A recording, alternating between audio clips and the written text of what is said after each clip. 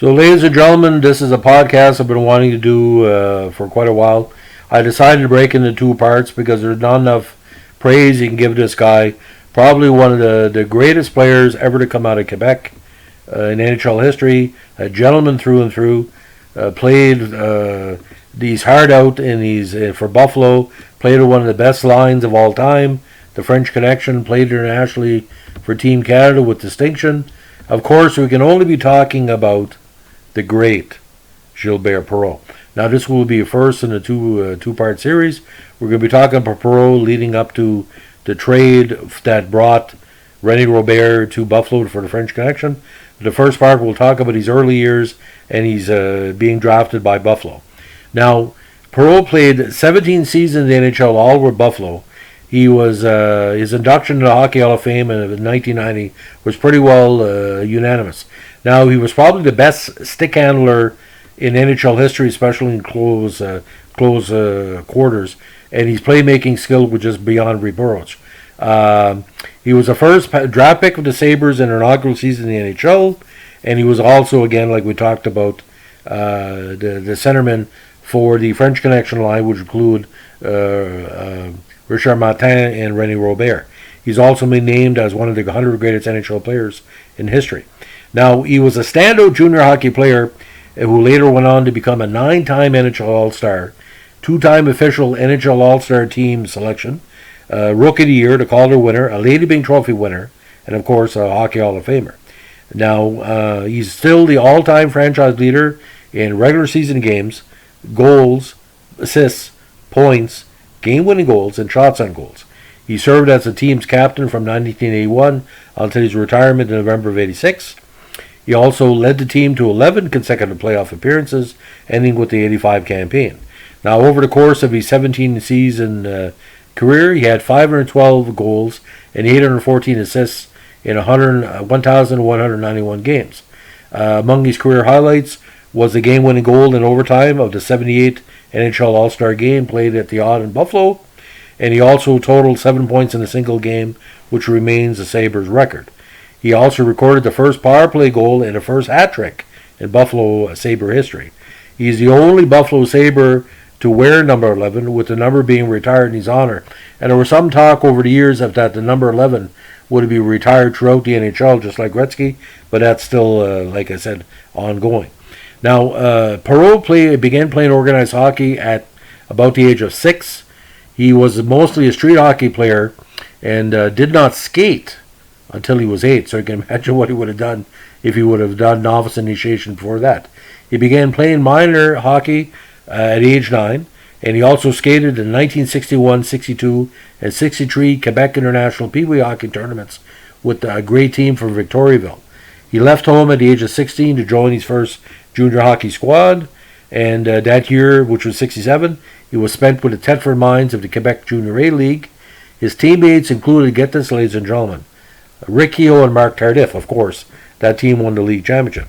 Now, after the Quebec Junior A League shut down, Perreault joined the Montreal Junior Canadiens of the OHA for the 68 season, the first of 3 years with the Junior Habs.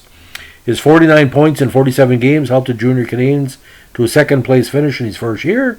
Now, during his second year on the team, one that included future NHL talents Réjean Houle and André Dupont, as well as future professional teammates Jocelyn Gavramont and Richard Martin, who also played with him in Team Canada in '72, Perreault blossomed.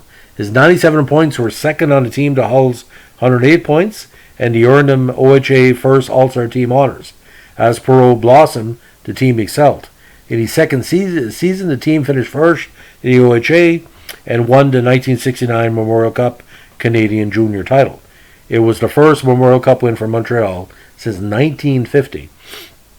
Now, after Houle moved on to become the NHL's first overall pick for Montreal, Perreault assumed the leadership role and compiled a 51-goal, 71-assist season, which led the team in both categories and placed him second in the league to Marcel Dionne's 132 points. The Canadiens eventually defeated the Weyburn Red Wings to become the third junior team to successfully defend their championship and the Memorial Cup.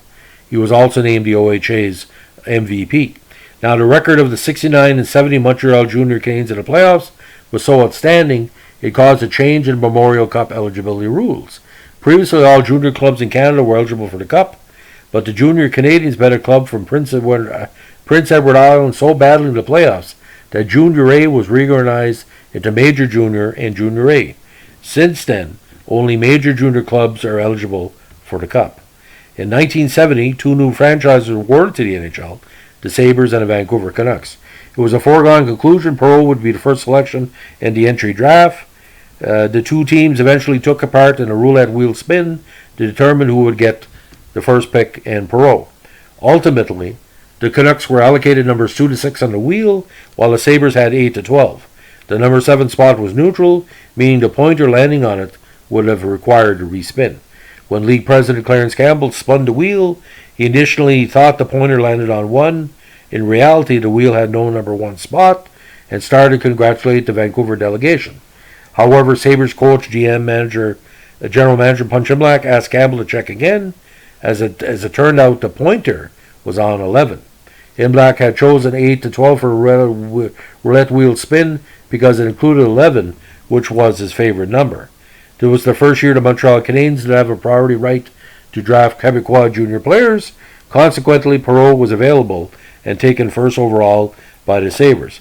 Now, coincidentally, Perreault had worn 11 throughout his junior career and kept it in Buffalo in honor of the roulette wheel choice.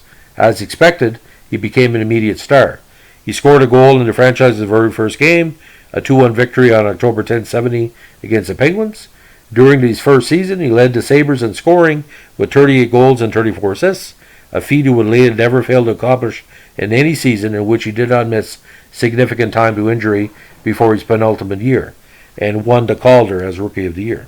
Now, Perreault developed a reputation as a superb stick handler and scored a goal on his first shift in a professional scrimmage.